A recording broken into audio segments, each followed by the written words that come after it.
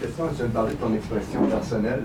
Pourquoi un jeu? Donc, tu parlais tantôt du tour par tour. Est-ce que le tour par tour te permettait de mieux passer ton idée de folklore? L'importance de l'âge, de toute la dimension historique qui nous a beaucoup intéressés.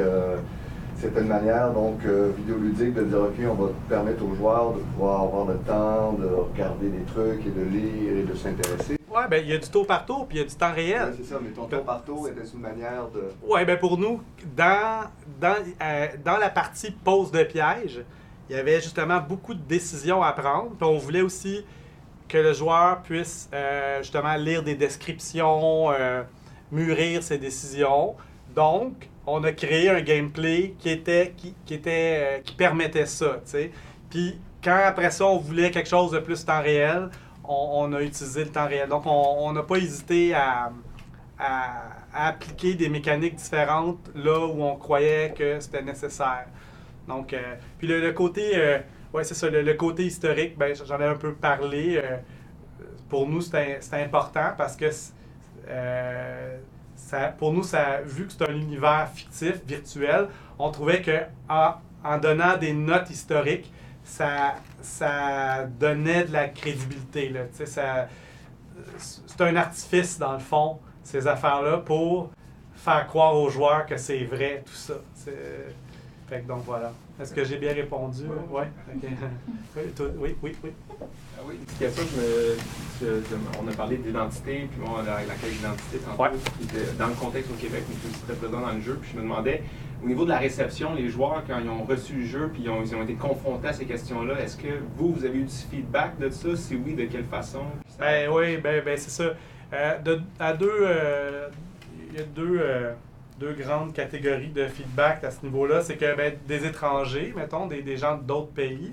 Ce qui a été beau de voir, c'est des parallèles que les gens ont fait en disant ah, c'est drôle, je me suis comme.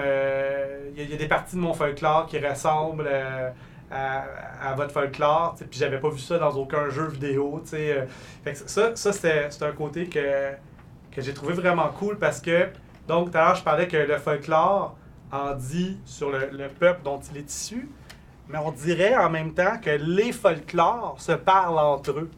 Qu'il y a des liens entre les différents folklores dans la planète, puis ça, c'est encore plus beau, là, quand tu penses à ça. Fait que ça a été une des grandes joies qu'on a eues. Les feedbacks comme ça qu'on recevait de l'étranger sur les parallèles à faire entre... puis on se sentait moins tout seul, justement, en tant que Québécois. C'est le fun de voir que notre imaginaire, on n'a pas inventé ça non plus. Il y a beaucoup de choses... Parce que ce qui est comique aussi, c'est que nos histoires de loups-garous, on les retrouve pas juste au Québec.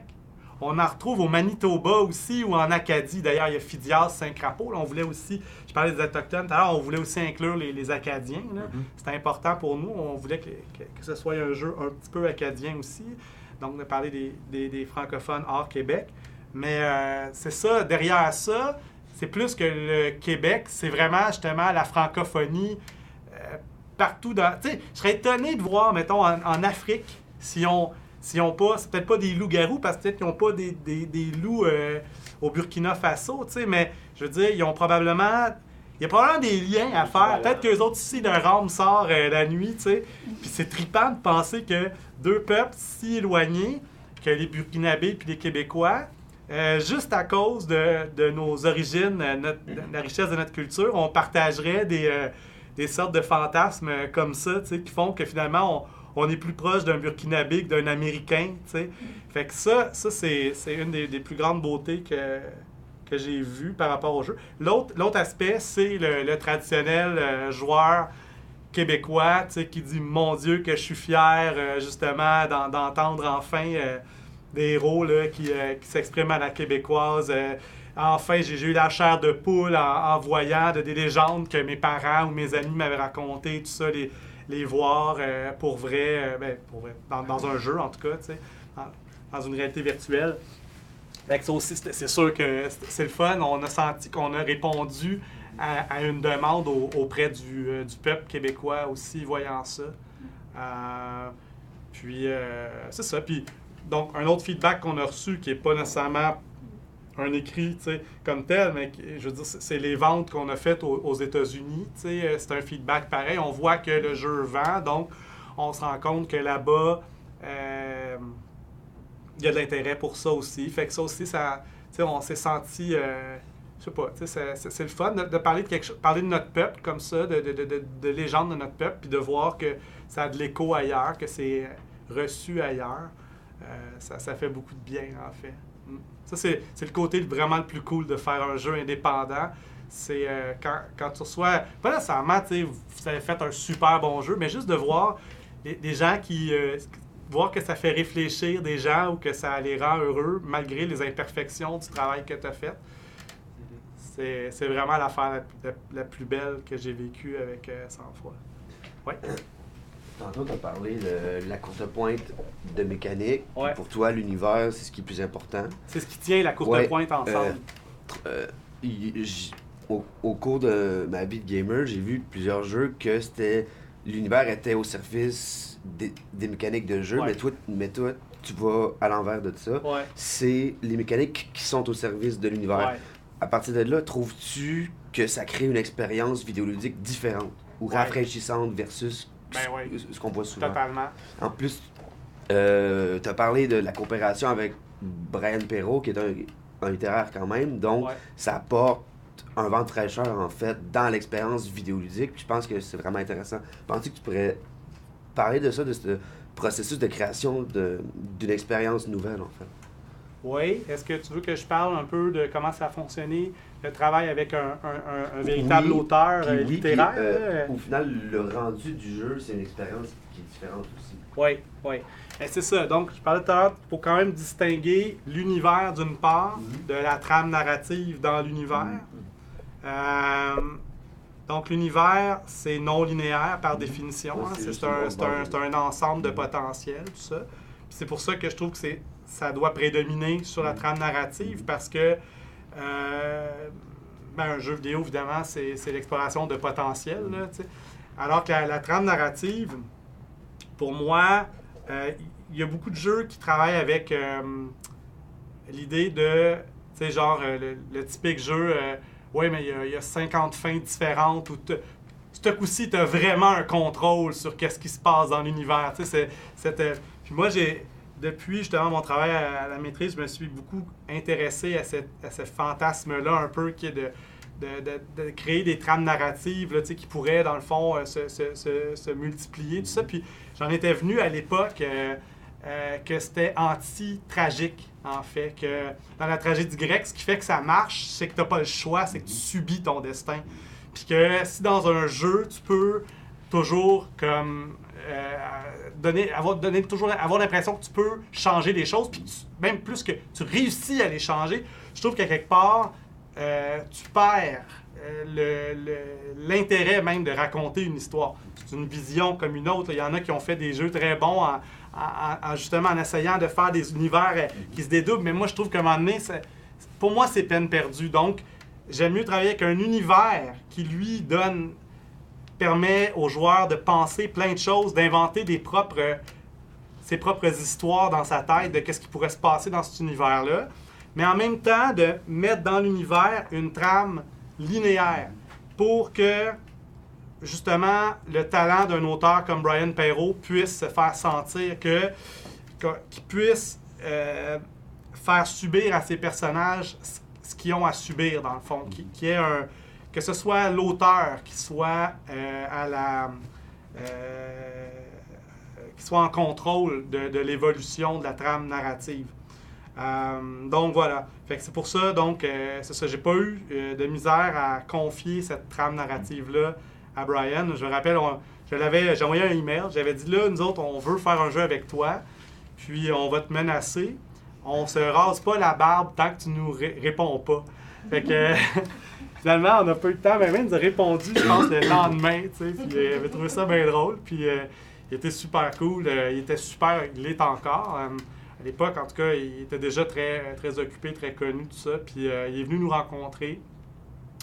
Puis c'est ça, fait que là, il nous a raconté plein de choses, justement, plein de choses dont que je vous ai raconté sur les loups-garous. Après ça, on cherchait aussi on cherchait aussi une créature amérindienne qui pourrait...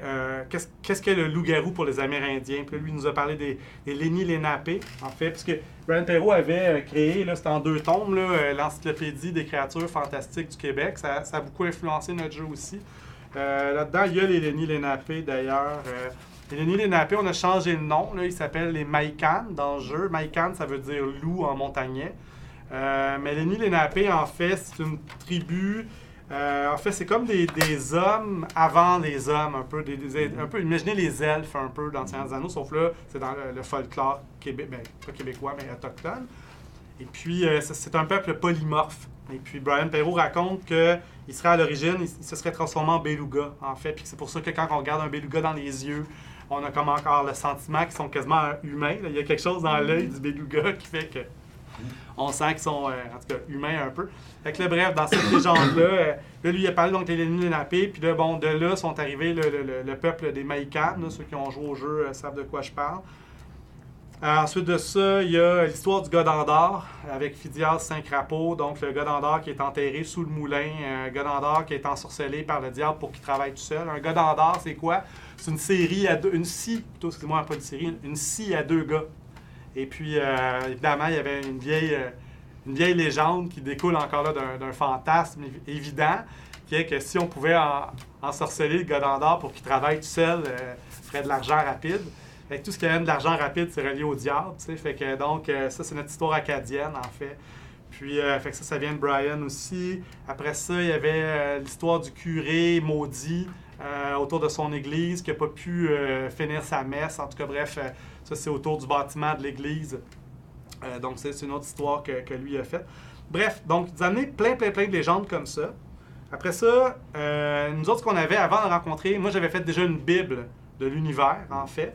Fait que les personnages étaient déjà créés, dans le fond. Tous les personnages principaux étaient là, on savait leur psychologie. Puis, avec Louis-Félix puis Vincent aussi, on avait travaillé ensemble pour faire des moments charnières où le gameplay puis l'histoire, la trame narrative allaient se rencontrer. Ça, c'est encore là, c'est un artifice qu'on utilisait pour donner un côté plus réel. Parce que quand l'histoire se mélange avec l'interactivité, ça vient souvent leurrer le joueur. Hein? Ça donne de la crédibilité à ton histoire. Fait que là, entre autres, on avait l'histoire, nous, ça vient pas donc de Brian, mais l'histoire de la fillette qui est perdue à un moment donné dans le bois, qu'il faut retrouver. Quand le diable vient pour guérir, il se déguise en médecin, puis il vient voir Joséphine qui est atteinte d'une maladie étrange. Donc, tout ça, c'est des points qu'on avait dit à Brian, ça, il faut que ton histoire passe par là, parce que nous, on compte là-dessus pour faire développer le gameplay. Et après ça, il est parti là-dessus. Et il a commencé à créer. Au début, ça a été assez rapide.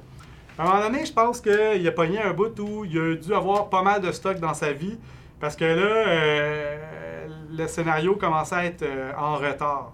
On avait des échéances, nous autres, puis comme je vous dis, le jeu s'est fait dans un contexte financier très difficile. Donc, on pouvait certainement pas, juste comme attendre. Donc, il fallait vraiment que ça avance. Et donc, il a fallu prendre une série de décisions de gameplay qui avaient des impacts sur l'histoire.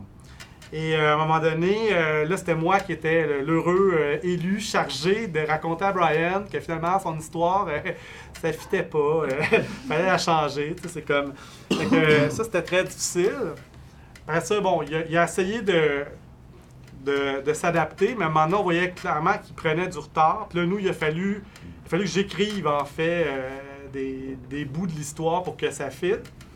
Et puis, à la fin même, il y avait un désaccord sur la fin de l'histoire entre Vincent puis Louis-Félix, puis Brian. Mais c'est moi qu'il fallait... moi, je suis d'accord, mais avec ça, Brian, mais en même temps, bon, c'était moi je devais représenter la majorité du groupe, dans le fond. Donc, raconter à Brian que finalement, son histoire, de la manière que ça se finissait, c'était trop happy ending. On voulait pas ça. Fait que... on était un peu fous. Puis là, ce qui est arrivé, c'est qu'il a été super cool malgré tout ça. Il a dit, écoute, je pense qu'on est rendu au point où on peut plus dire que c'est moi qui ai écrit l'histoire. Fait que là, il dit, tout ce que je vais vous demander, c'est de dire que l'histoire a été écrite en collaboration avec moi et non écrite par moi.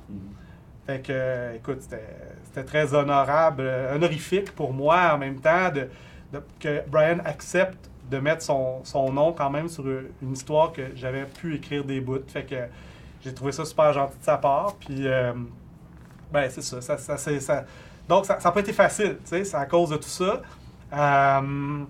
Mais pas tant à cause que Brian, mettons, aurait pas été... Moi, c'est ce que j'avais peur. Je me disais, tu sais, un écrivain, tu sais, comment il va faire? Il va-tu vraiment comprendre le côté, tu sais, interactif de la chose? Comme, tu sais, tous nos dialogues sont écrits en double pour quand tu joues Petit Joe puis Petit Jack, là, parce que tu peux jouer le jeu avec un frère ou avec l'autre frère. Puis, bon, en gros, c'est à peu près la même histoire, mais les deux frères ont des personnalités différentes, donc ils vont vivre les mêmes événements en parlant, en s'exprimant différemment. Là, je me demandais, vas-tu comprendre ça? Ça, finalement, oui, ça a super bien passé. Puis à cause que l'histoire est linéaire aussi, tu sais, c'était pas très compliqué pour lui à faire. Fait que ça, c'était le bon côté, mais où est-ce que ça a été difficile, c'est plus au niveau de ses échéanciers. C'est-à-dire qu'il était peut-être un peu trop célèbre pour nous. Et donc, ça a créé qu'on n'était peut-être pas le haut de sa priorité. Et à un moment donné, il veut pas... mais il a été gentleman, puis il nous a backé quand même jusqu'au bout. Oui? Ouais. J'aimerais te faire quelques références à la maîtrise et à ton mémoire. Oui. Ben, j'aimerais que tu nous fasses un petit parcours de ton parcours à l'université, finalement, un petit survol de ça. OK, cool. Qui commence à influencer la suite de ta carrière et ta démarche créative. Si tu me permets, je vais commencer un peu avant l'université parce que le côté, l'aspect fondamental, j'en parlais tout à l'heure un petit peu avec Dominique, pour moi, toute ma vision du jeu vidéo, tout ça, puis en fait, du jeu en général, c'est la source de ça, c'est le jeu de rôle de table. Donc, pour moi, puis c'est encore ça. C'est-à-dire que quand on a des discussions de concepteurs de jeux, souvent on pense beaucoup justement à les jeux qui nous ont marqués, les jeux vidéo qui nous ont marqués, mais moi, vraiment, à chaque fois que je fais des jeux, je me base sur des jeux de rôle. C'est vraiment la chose la plus importante. Puis, c'est pas nécessairement Donjons et Dragons comme tel. Moi, les jeux qui m'ont vraiment marqué, le jeu le plus important pour moi, c'est Pendragon, le jeu de Greg Stafford, qui est un jeu hallucinant, à mon avis, parce que c'est un jeu qui est à la fois narrativiste et simulationniste. Donc, il plonge d'un côté... Encore là, il y a le côté folklorique, c'est dans les mythes, la matière de Bretagne, encore là, la légende arthurienne. On ne peut pas jouer des magiciens dans ce monde-là. On est obligé de jouer tous des chevaliers. Et ce qui distingue les personnages, c'est les caractéristiques de la personnalité et les passions de chaque chevalier. Et donc, c'est un jeu de passion. Et c'est fabuleux pour ça. Sinon, des jeux comme Ars Magica, des jeux comme Te Deum pour un massacre, un jeu français génial, en fait, sur le massacre de la Saint-Barthélemy. Donc, si vous connaissez un peu la Reine Margot, tout ça. Bref, ce sont des jeux, moi, qui... ce que je trouve de fascinant avec ces jeux-là, et vous allez voir le parallèle, c'est que ce sont des jeux où les règles de jeu... un autre jeu vraiment fondamental pour moi, Miles Christi, un jeu français des années 90 qui se trouve presque plus, qui était fait sur les assassins et les templiers. C'est super drôle parce qu'il y a vraiment des... C'est un Assassin's Creed un peu avant que ça arrive. Mais donc, le point commun de tous ces systèmes de jeux-là, et qui les distingue d'un jeu comme Donjons & Dragons, c'est que le système de jeu, les règles de ces jeux-là, sont en lien direct avec l'univers de jeu. Donc, c'est l'univers qui crée les règles. Donc, moi, je suis un absolu ennemi, je pourrais, au niveau conceptuel, évidemment, des systèmes D20. Vous connaissez les jeux de rôle avec un système universel où là, l'idée, c'est que tu n'as rien qu'un système à apprendre puis tu peux jouer à tous les univers. Mais pour moi, le principe même d'un jeu de rôle, la beauté d'un jeu de rôle, c'est quand tu réussis à faire un système de règles qui reflète parfaitement les valeurs de l'univers. Un contre-exemple de ça, c'est le vieux jeu des années 90, Middle-earth Role Playing, qui était sur le Seigneur des Anneaux, mais qui utilisait le système de Rollmaster, qui est un système super crunchy, décent, puis des tables à n'en plus finir et tout ça. Et puis, par opposition à ça, il y a le jeu de Franco Nepitello de Cubicle 7, The One Ring, l'anneau unique, qui est encore sur le Seigneur des Anneaux, qui est sorti il y a quelques années, qui lui, au contraire, est un excellent jeu sur le Seigneur des Anneaux parce que les mécaniques de jeu sont autour du sacrifice personnel pour le bien de la communauté. Et c'est ça, la communauté de l'anneau, c'est ça les valeurs de Tolkien. Donc, on parle d'un... Ultima aussi, tout à l'heure, c'était un jeu qui t'a marqué, c'est un peu Les les mêmes raisons, finalement. Oui, c'est ça. Ben, en fait, Ultima, pour moi, c'était le premier... C'était le premier jeu où là, vraiment... Ben, en fait, avant Ultima Underworld, il y avait les Ultima 7. J'avais joué aussi, je pense, au 3. Mais surtout Ultima 7 m'avait fait capoter. Là, le côté, justement... là, tu vivais vraiment dans un univers parallèle. Puis c'était vraiment bien fait. T'sais, même encore aujourd'hui, à cause... Peut-être Ultima 7, c'était isométrique. Là, c'était relativement simple. C'était pas en 3D, mais ils ont pu vraiment aller comme loin. Il y avait déjà des trucs qu'on trouve dans des jeux super modernes comme Kingdom Come qui est sorti récemment, Délivrance, là, je sais pas si vous connaissez un jeu sur le Moyen-Âge qui est sorti, qui a été fait...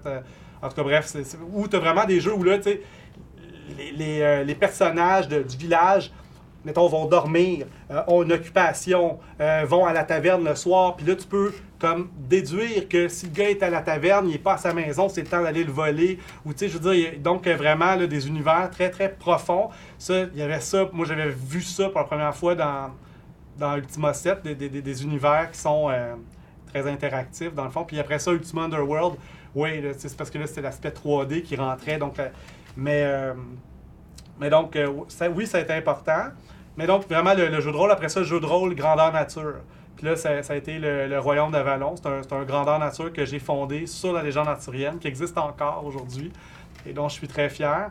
Puis ça m'a encore là amené le côté historique, se servir de l'histoire et du folklore pour créer comme une espèce d'hybride, là, tu sais. Donc... ça, c'est des jeux que tu jouais dans ta jeunesse adolescente. Le Royaume de Valon, ça, c'est un jeu que j'ai créé. C'est un grandeur nature que j'ai créé. Ouais, à 17 ans, en fait. Puis j'ai été maître de jeu pour ce jeu-là pendant une quinzaine d'années à peu près. Puis aujourd'hui, c'est encore là, mais c'est plus moi qui m'en occupe. Là. Mais ça, c'est grandeur nature. Après ça, j'ai continué dans le jeu de rôle. Après ça, bon, c'est ça.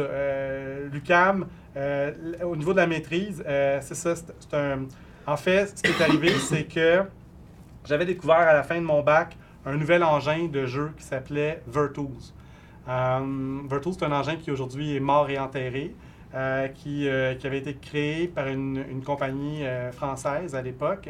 C'est un gars, Bertrand Duplat, qui a étudié, qui a fait, je pense, un doctorat à l'Université McGill, qui a jeté les fondements de Virtuos et de la programmation visuelle, dans le fond. Donc, avec des blocs qu'on relie par opposition à de la programmation avec des codes, des lignes de code. Et puis, moi, je faisais un peu de programmation avec des lignes de code, mais j'ai été fasciné par ce qu'on pouvait faire avec Virtuos à l'époque, qui était vraiment le premier système qui pouvait vraiment aller loin au niveau de la création d'univers interactifs en 3D sans avoir à coder comme tel. Et puis, donc, je me suis lancé là-dedans pour faire un jeu d'aventure qui s'appelle L'Émerion ou Le Val des Regrets, qui était fait avec Françoise Fauché, la comédienne, et Jacques Languirand, qui est mort là, récemment. Et donc, c'est ça. Fait que mon but, c'était carrément de faire un jeu, mais un jeu donc qui permettrait d'exprimer une vision que j'avais de la vie, mettons, un jeu personnel, tu sais. Donc, par opposition à un jeu qui serait fait justement avec une grosse équipe. Bon, aujourd'hui, tu sais, il y a plein des jeux comme ça. Puis, à l'époque, à l'UQAM... On parle de quelle année, à peu près? Un peu, là. Je suis pas très bon là-dedans. En 2005 ou... Ouais, genre... 2005-ish. T'étais dans quel programme? J'ai commencé le baccalauréat en communication, profil média interactif. Puis après ça, j'ai continué avec la maîtrise sous la direction de Louis-Claude Paquin. Donc, encore là, spécialisé en médias interactifs. Mais c'est une maîtrise qui était très axée sur le pratico-pratique, c'est-à-dire que les gens faisaient une œuvre, puis après ça, on avait un document qui venait avec.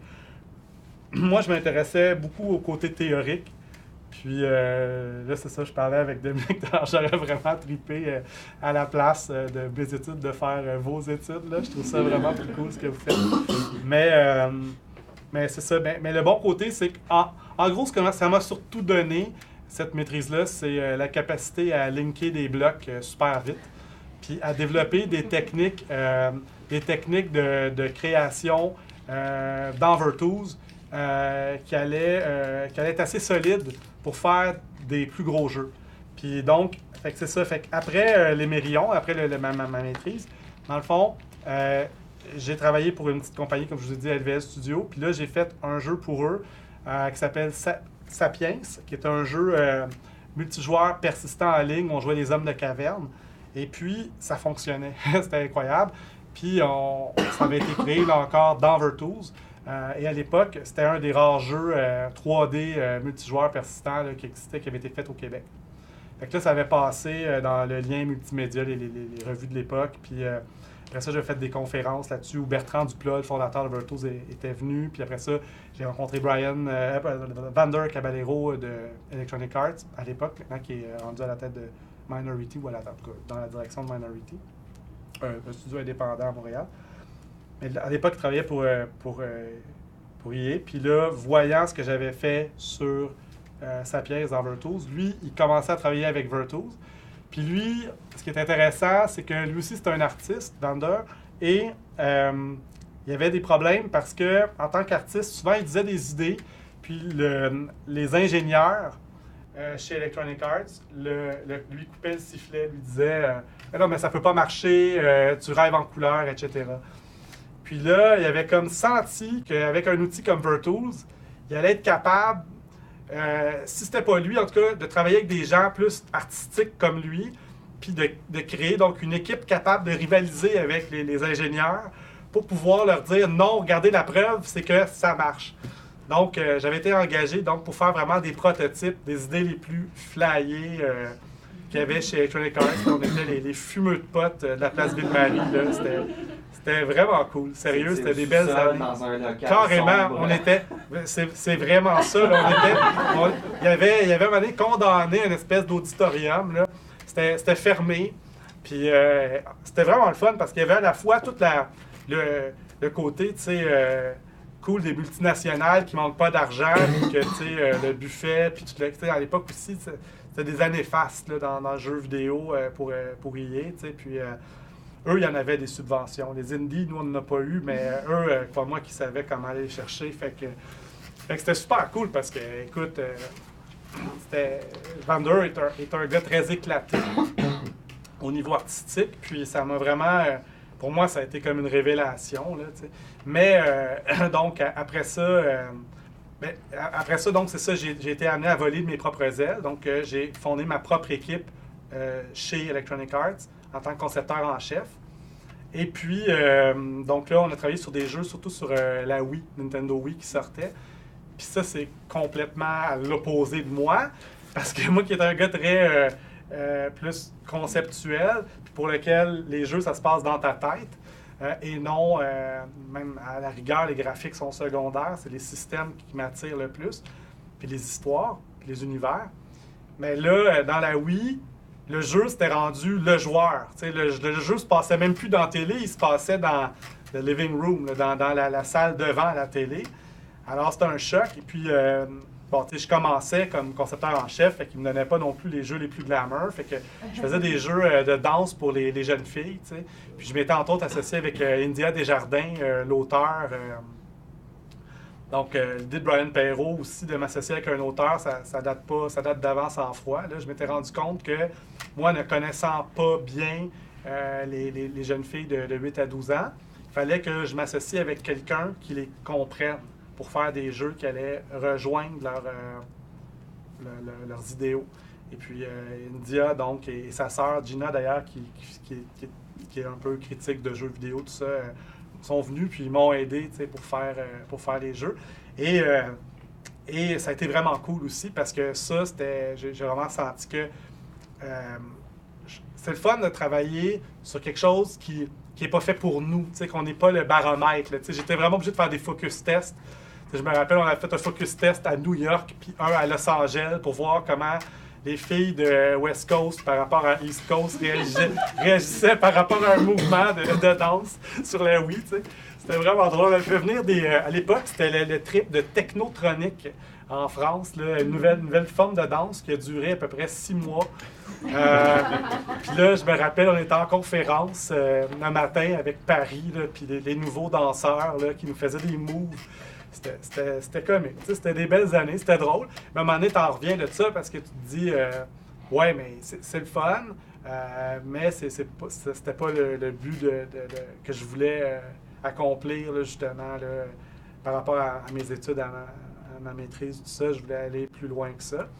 Puis c'est là que Vincent, qui travaillait pour moi à l'époque chez Electronic Arts, lui, il connaissait Louis-Félix qui donnait des cours. Je pense qu'il donnait des cours avec lui, il était chargé de cours. Et là, ils m'ont dit, ça te tente-tu de fonder un studio avec nous? Louis-Félix a une idée de Tower Defense avec des loups-garous, tout ça. C'était un jeu plus twin stick là, à l'époque, le concept. Mais bon, bref, fait que oui, j'ai décidé de laisser ma job. Puis à l'époque, ça tombait bien, justement parce que moi, j'avais vu que Vander, qui était très proche de la haute direction à Montréal, avait quitté. Fait que je voyais que je savais de lui qu'il y avait des choses qui se tramaient dans le studio.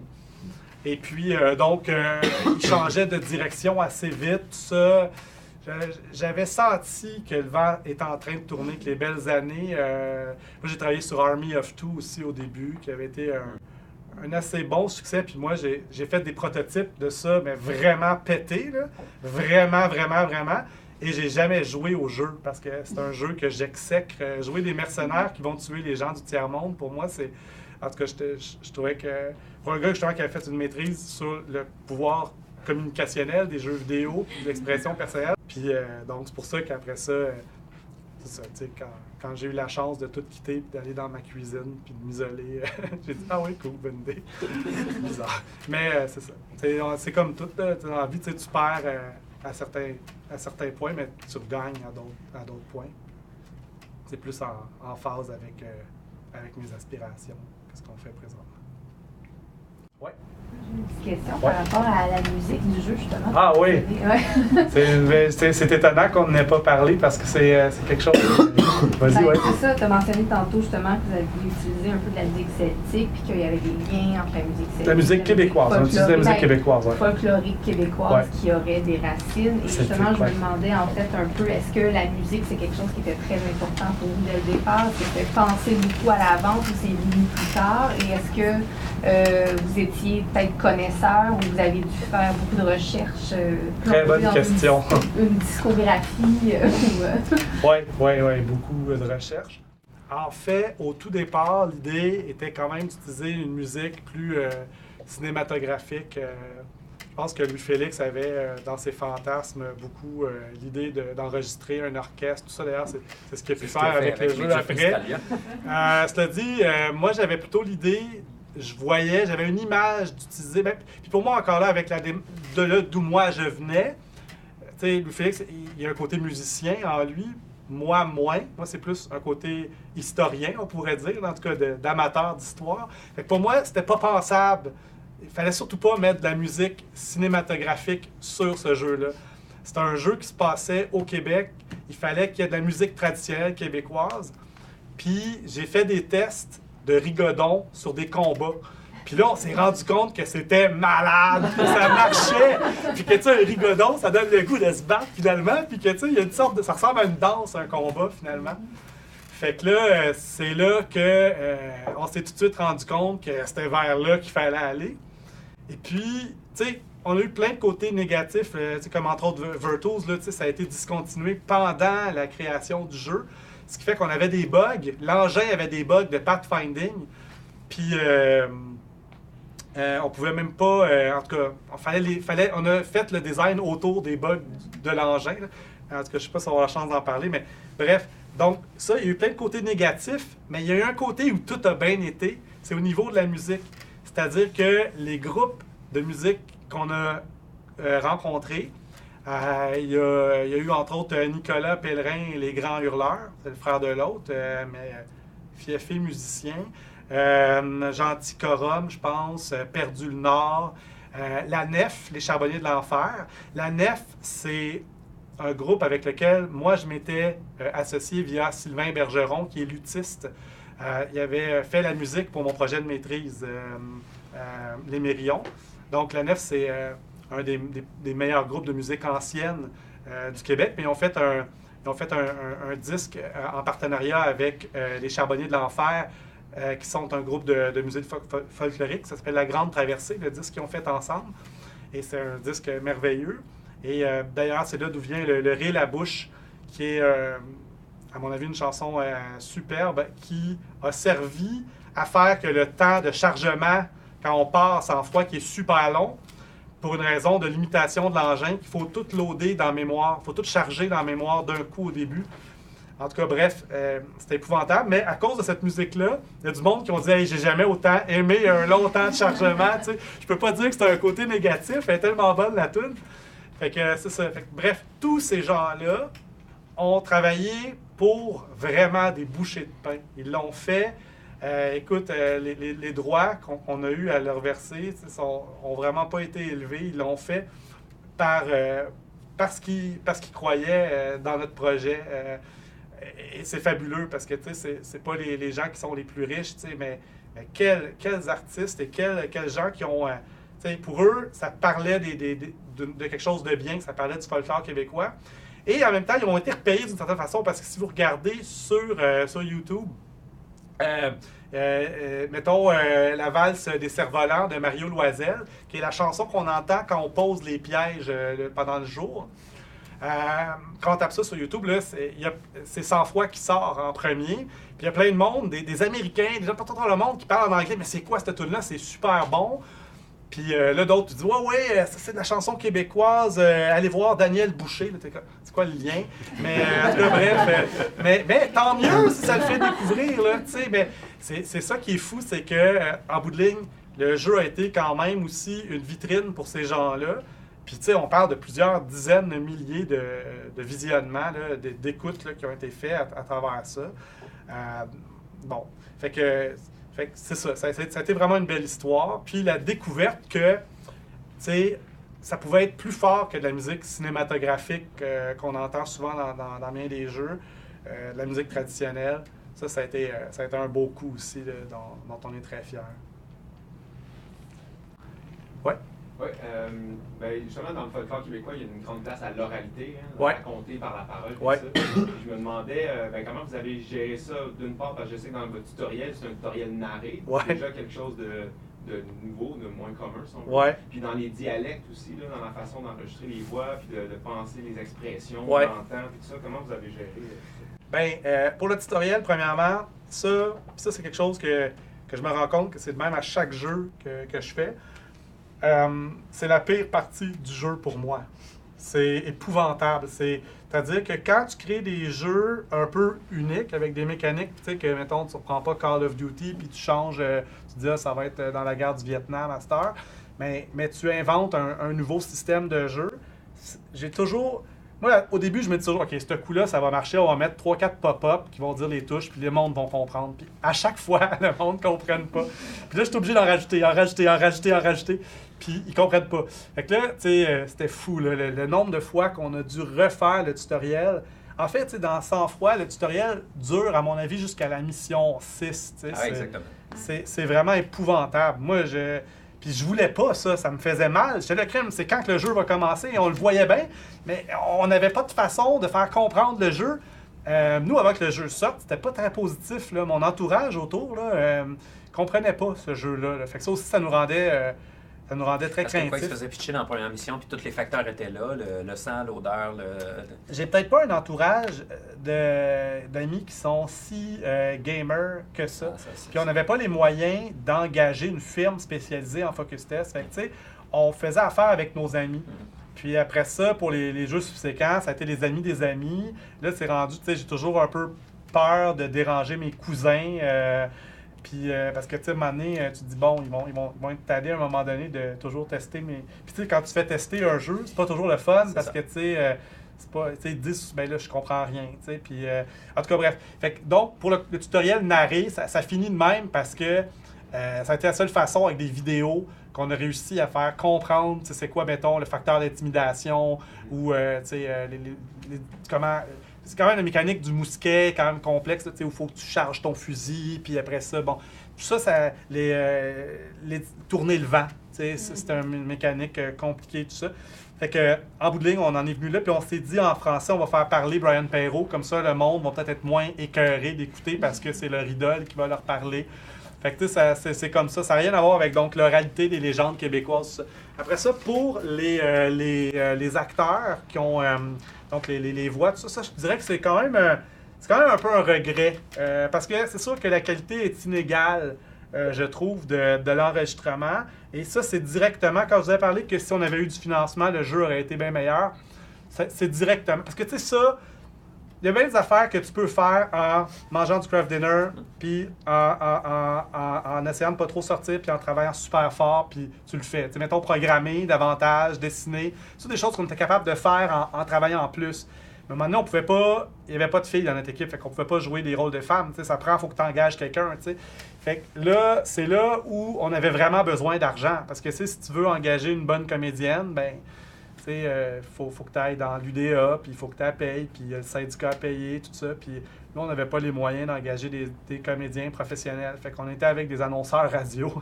Fait que, tu sais, je veux dire, c'est inégal, puis aussi on n'a pas pu avoir la chance de les faire parler ensemble, tu sais, avant. Puis, mais bon, on leur disait, mettons, là, pour Phidias, on a besoin d'un Acadien. Fait que, tu sais, OK, on trouvait un Acadien, tu sais. C'est juste que, tu sais, des fois, je sais plus si c'est Tidjo, Tidjack, mais, tu sais, dans la vraie vie, il y avait quand même un peu de misère à parler français, le gars. Fait que, tu sais, c'était pas évident. Il parlait français, mais avec beaucoup d'anglais, puis moi, c'était pas ça exactement. Fait que, tu sais, ça a été complexe, la direction. Ça s'est fait rapidement. Bon, on est content en bout de ligne là, que ça marche pareil. Oui, il y a eu un travail donc sur les accents. On a essayé de faire reprendre, on a essayé de faire une sorte de petit casting. Mais c'est sûr que, tu sais, les jeux que je fais maintenant, j'essaye de m'arranger pour pas avoir de comédien. T'sais, parce que tant que j'ai pas un gros budget, j'ai comme compris que ça fait partie de la nécessité. Tu peux difficilement couper là-dessus. Là, ça prend du temps, ça prend des professionnels. C'est des gens qui sont pas nécessairement reliés directement au créateur du jeu. Je me rappelle d'un vieux jeu PC qui s'appelle Betrayal at Condor, qui est tiré d'un roman de Raymond E. Face, un roman de fantasy. Où dans le jeu, c'était super comique, c'était les créateurs eux-mêmes, tu sais, qui étaient déguisés en médiéval, boboche, tu sais, puis il y avait des moumoutes, tu sais, puis tu sais, c'était vraiment, le gars, c'était le concepteur qui s'était déguisé avec ça, tu sais, fait que, on n'était pas là, on n'était pas loin de là, tu sais, puis je veux dire, à quelque part, tu peux pas vraiment faire ça, parce qu'aujourd'hui, les gens, même si t'es indie, ils s'attendent à ce que t'aies une qualité... Tu sais, l'idée, c'est d'en faire moins, mais de ce que tu le fais quasiment qualité 3A.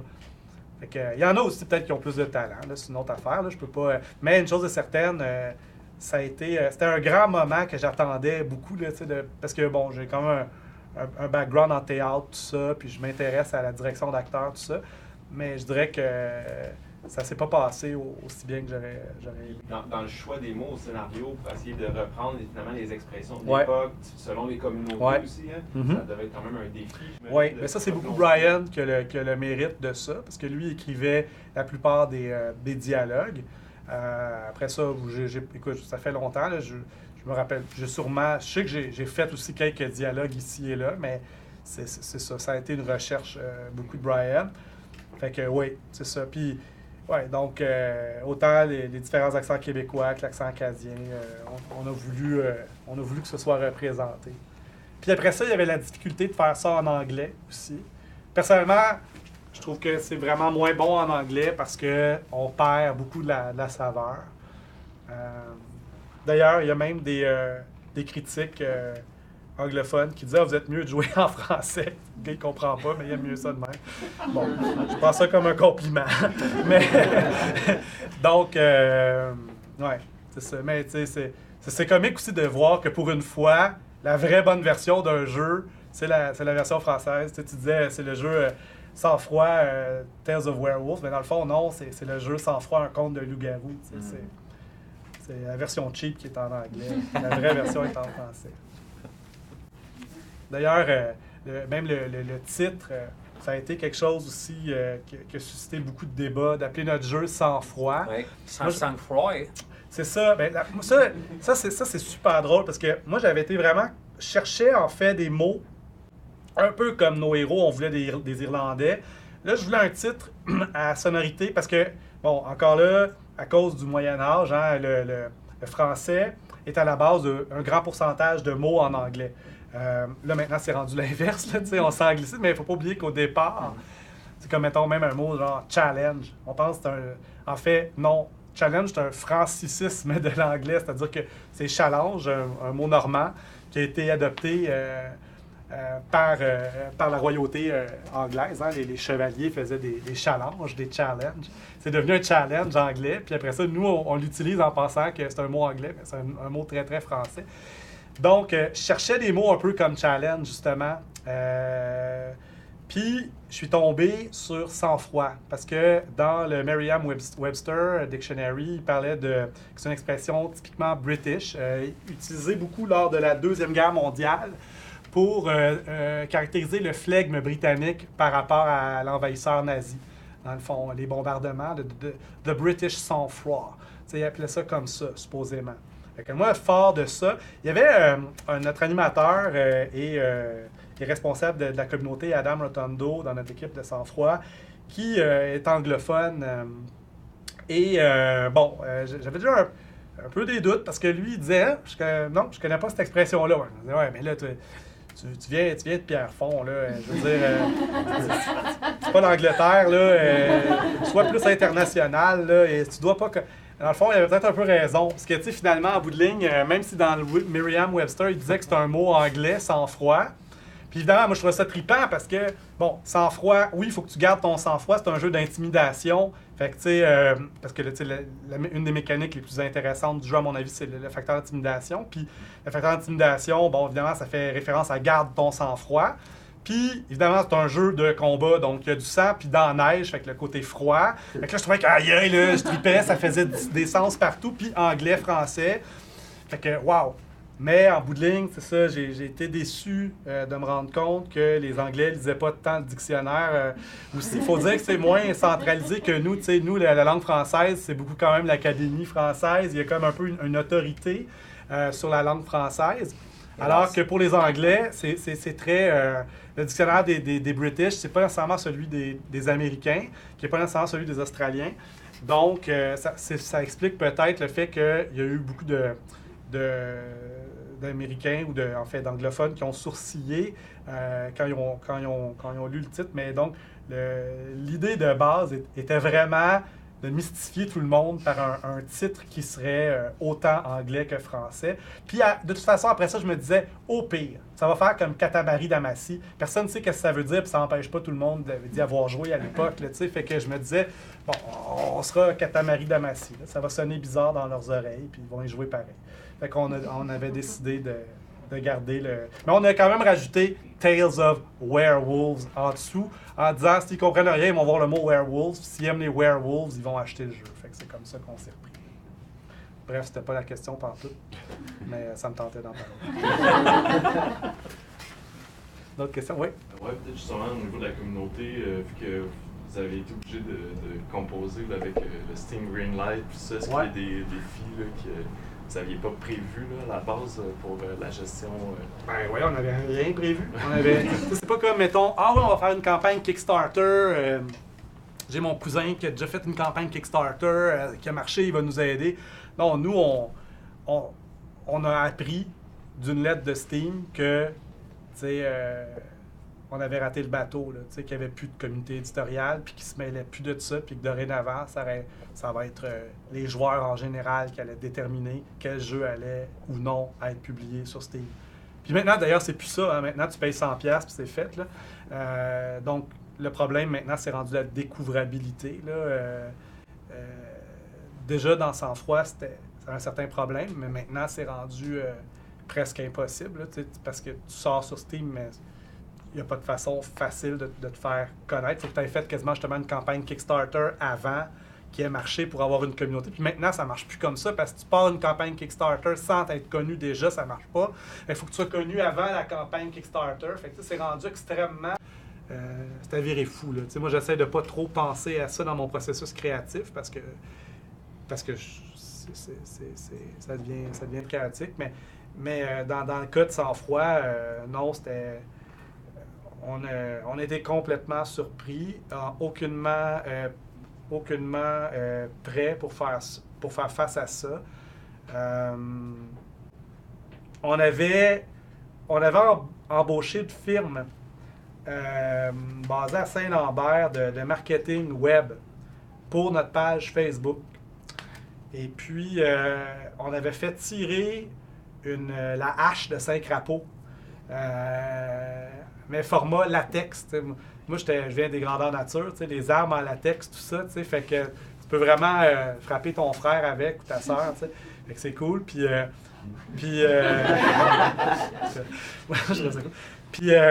Donc, on avait fait tirer ça, puis ça avait... À l'époque, on était super déçus, des rendements que...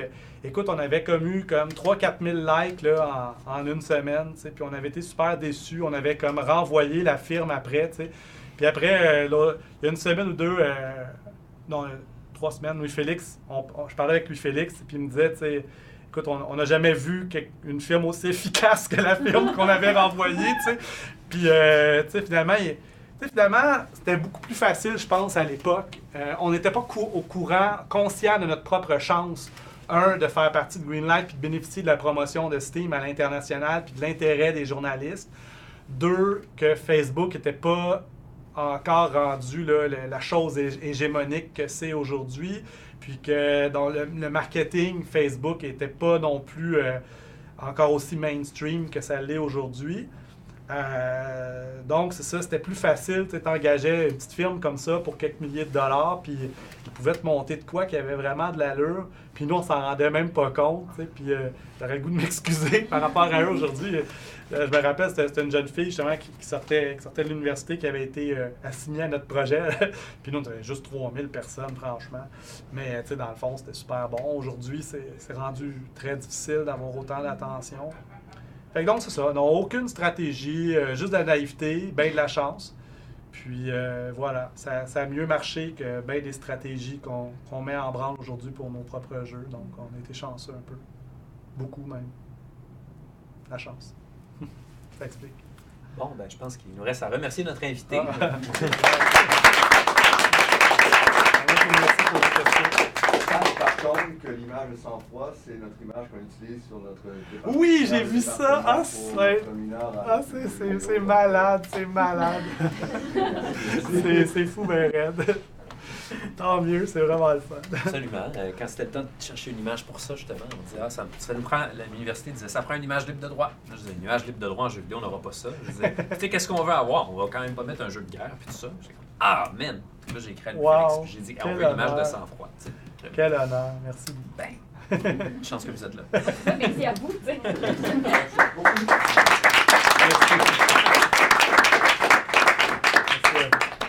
c'était super.